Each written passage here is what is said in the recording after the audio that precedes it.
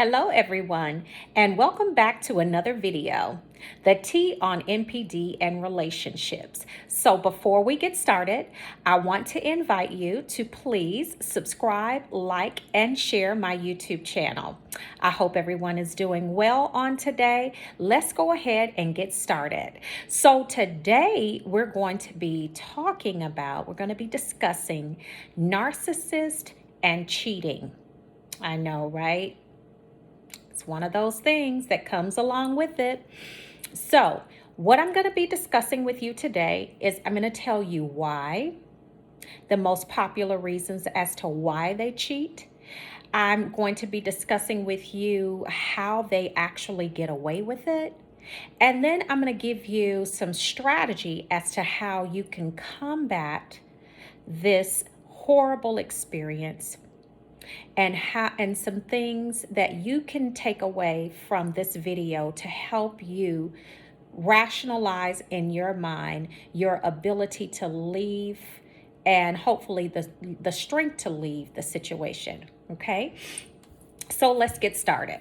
So why everyone wants to know, why does the narcissist cheat? Why is that? What is their problem? Why is it that these people have a terrible problem remaining faithful, loyal, and with monogamy? Why do they have a problem with monogamy? Well, let's take a deeper dive. So, the main reason that they do this is their lack of empathy. A narcissist does not possess what we call emotional empathy. Narcissists generally possess cognitive empathy, which means it's something that they can mimic or emulate from others. They know when, they know when they're supposed to be sad or to look sad or to be concerned about something. Okay, but it's not necessarily coming from their emotion. It's not a genuine empathy, like emotional empathy. Emotional empathy is a genuine empathy. It's something that people that possess empathy has. Narcissists do not possess empathy, emotional empathy, which is the genuine empathy. So this is the primary reason that they cheat. And building on that, because there's no empathy, of course, there's no loyalty either. So narcissists do not see your relationship with them as something that they should be loyal to, because they honestly do not see you as a person.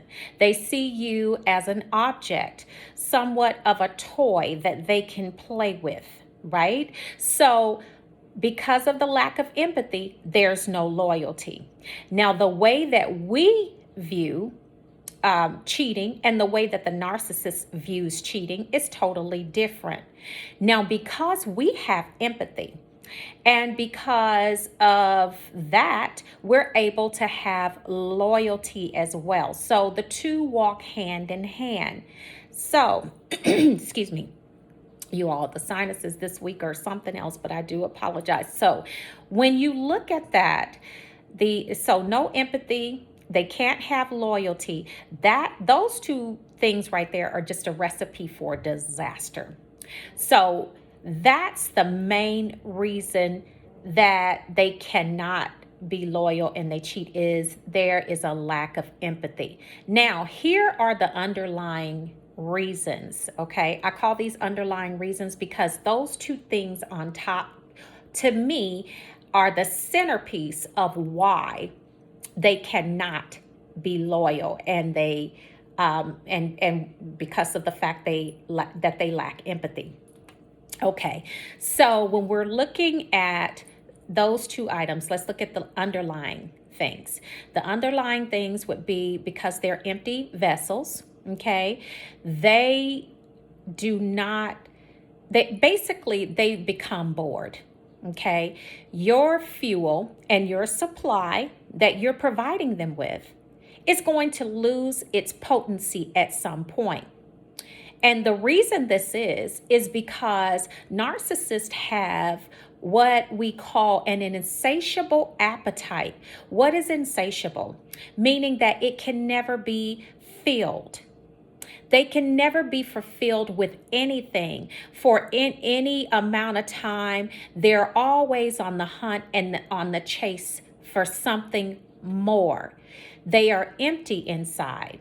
So this emptiness inside doesn't allow them to be satisfied with anything in their lives. I mean anything. They are empty inside. So when a person is empty inside, okay, and they cannot be filled, that means that they cannot be satisfied. So the boredom sets in pretty quickly in a relationship with a narcissist. So it doesn't matter the type of fuel that you're providing.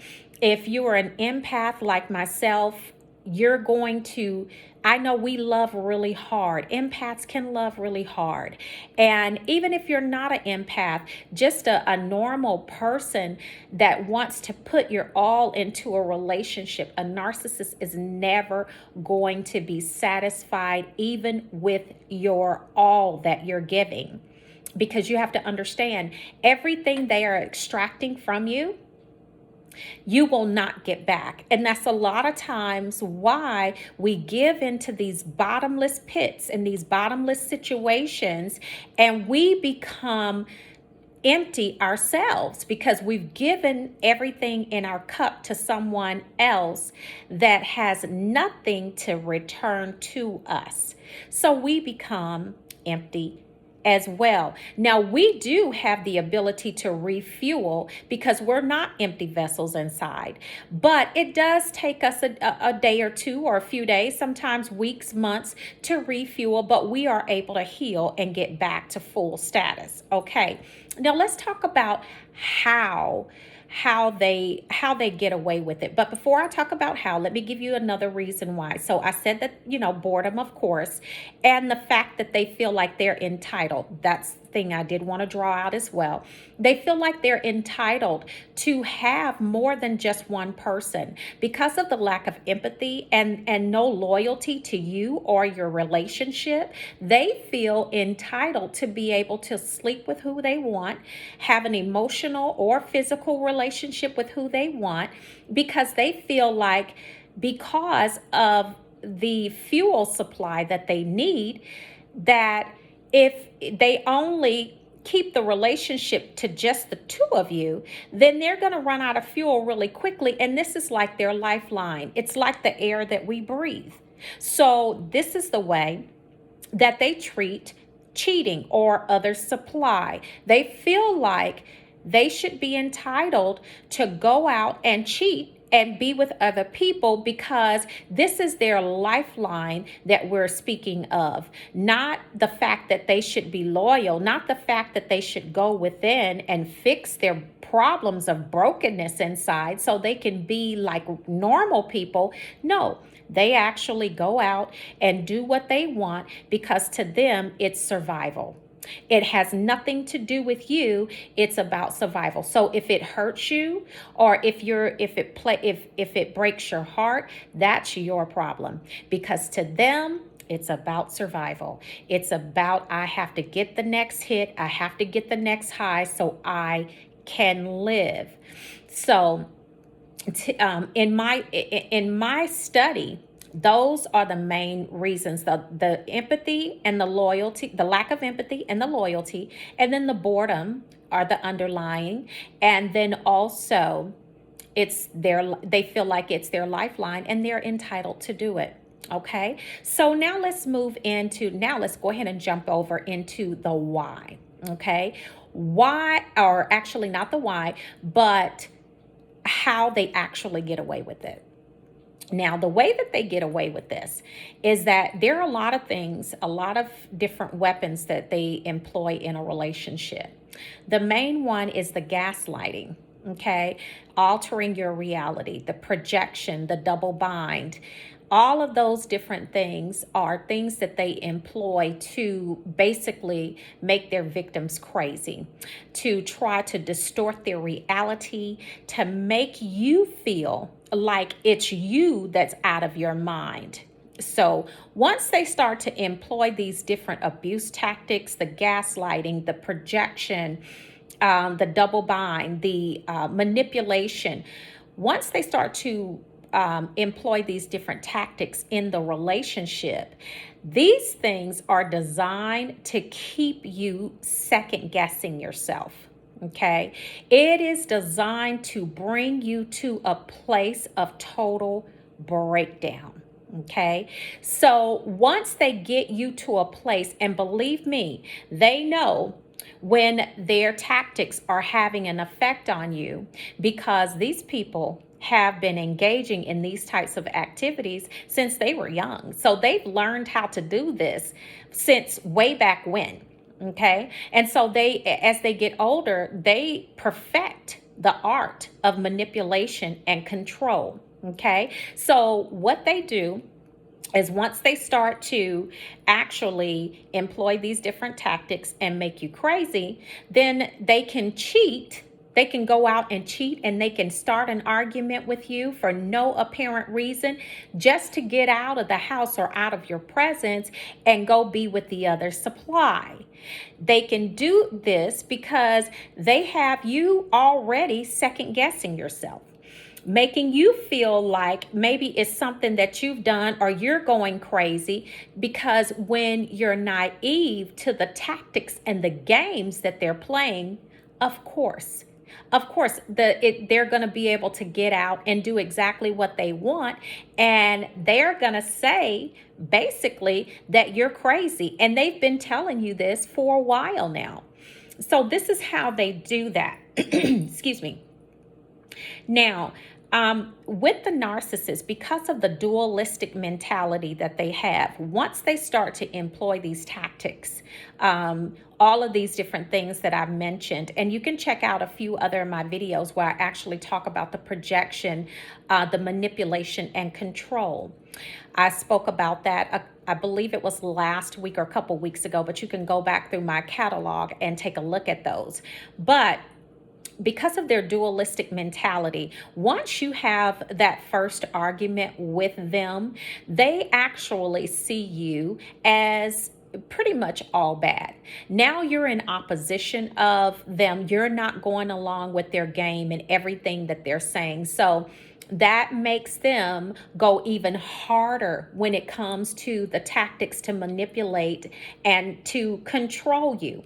And so once they're going harder, excuse me, once they're going harder, this is also them ramping up the other supply that they have waiting, because now the way that the narcissist is saying it is that you're not believing everything that they're saying, and you're asking questions.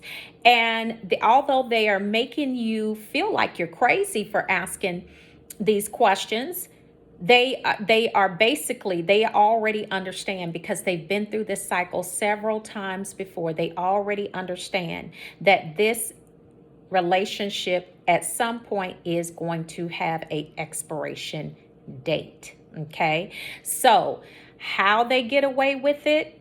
They make you crazy, make you feel like you're crazy, and they're starting arguments for no apparent reason. And this is how they get away with going out and cheating, is making you feel like every problem or everything that is going on in the relationship is actually your fault. They have you apologizing for things that you've never done and things that you did not do. And they have you in this whole crazy making cloud or fog, if you will. And you're trying to get back into their good graces because of something that you never did. It's all games and it's all manipulation. And this is how they get away with the cheating. Now, excuse me, I apologize, you all, these allergies again. But anyway, we're going to move forward. So The strategy, here's a strategy to combat the cheating. When you feel, and always trust your gut, survivors, always trust your gut. I know that's what I did in my situation. I trusted my gut. I understood that this was something, as time began to go on, I understood that this was not something that I was doing. And through prayer and, of course, fasting, just trusting my intuition and hearing what my gut had to say about what I was feeling, and I was right on the money. And of course, that'll lead you to a place of, okay, now you've discovered in your mind and your heart that this is actually happening. And of course, with me, I saw text messages and there were phone calls being made and different types of things. So, and I'm sure you probably noticed some things too if you're watching this video. So, some of the main strategy that I want to give you to combat this, and this is a very hard one, and you have to institute boundaries and you have to stand your ground with this strategy. The number one strategy that I'm going to give you is accountability, okay? You have to hold the narcissist accountable no matter what. There is no excuses, no excuses. You have to hold them accountable. You have to hold them accountable to dates, times. And I know this may be difficult, especially when you're in the crazy making fog of things and they're blaming you for everything and for things that you didn't do. They're telling you you did things that you know you didn't. The gaslighting, the projection, the double bind meaning, it's basically you're danged if you do and you're danged if you don't. So there is no pleasing them. But the number one strategy is accountability. You have to hold the narcissist accountable. You have to tell them, no, this didn't happen. This is what I did, and this is what you did, and this is what you said, and this is what I said. And sometimes, if you have to, you may want to get a recorder and start recording your conversations. And don't think that it's outside of the narcissist to do the same thing and spin it in a different way. Excuse me, especially if they've provoked you to react and they know that they've done that, they may pull a recorder out and start to record you. And you do not know. I know in my case, I recorded the narcissist that I dealt with in my life, and I played the recording for him.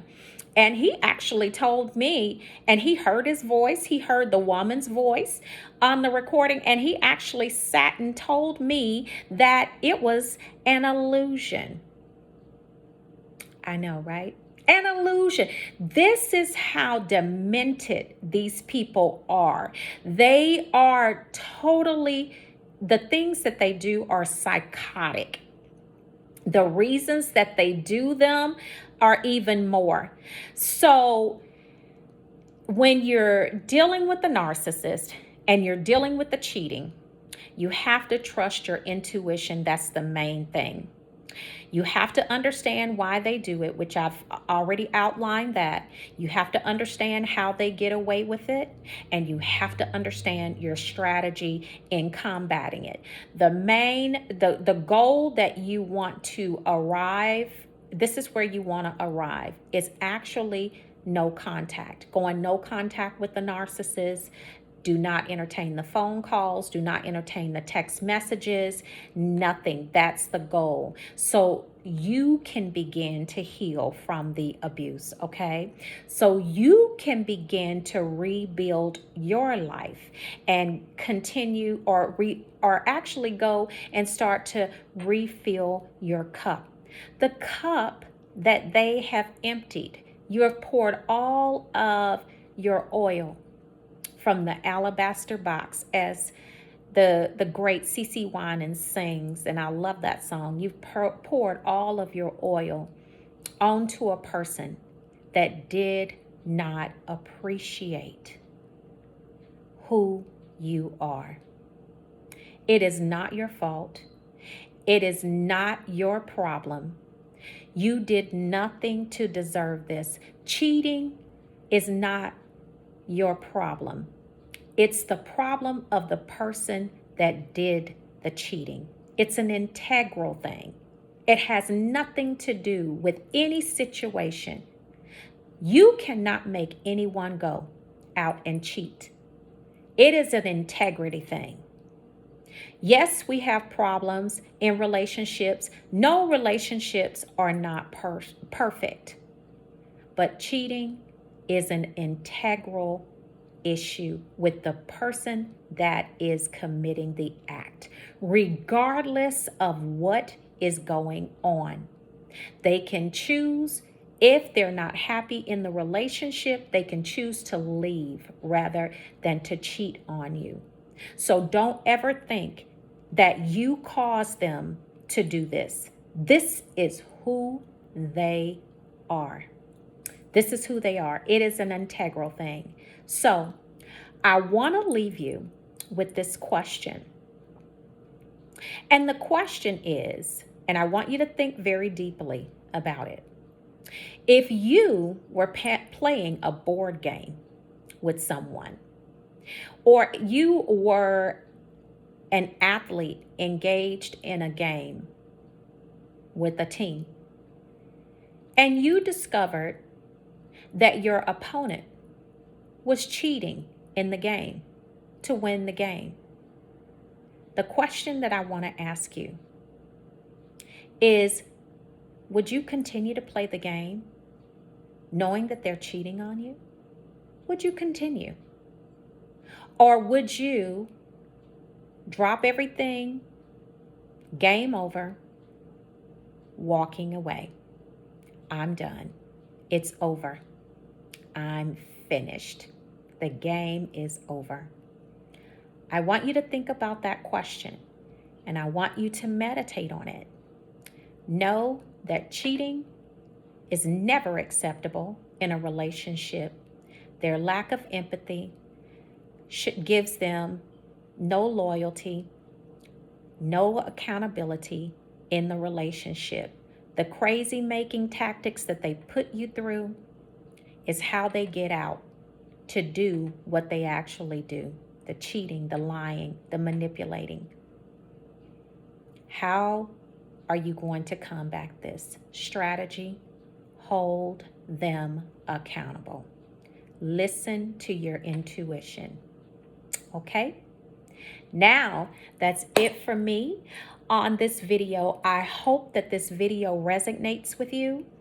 I hope it is there's something that I've said in this content that is going to help you make a paramount decision, or help others that you may know make a paramount decision to fight the fight of faith, and faith in knowing that your life can be better without this toxicity.